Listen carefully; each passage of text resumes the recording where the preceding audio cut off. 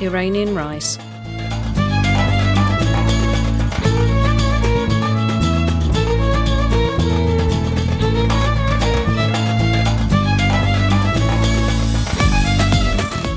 Place 360 grams of basmati rice in a bowl.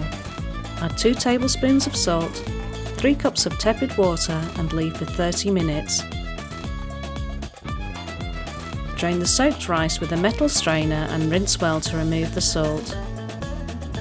Bring 2.4 litres of water to the boil in a large saucepan. Add the soaked rice and boil for another 4 minutes. Drain the water with a steel strainer and cool under cold water. Place 2 pieces of lavash bread crosswise in a medium-sized saucepan.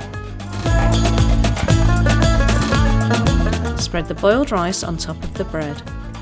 Trim off any edges of bread that overlap the pan rim.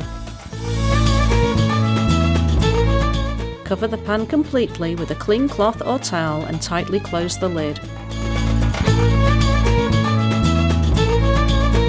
Cook over very low heat for 1 hour, then serve hot.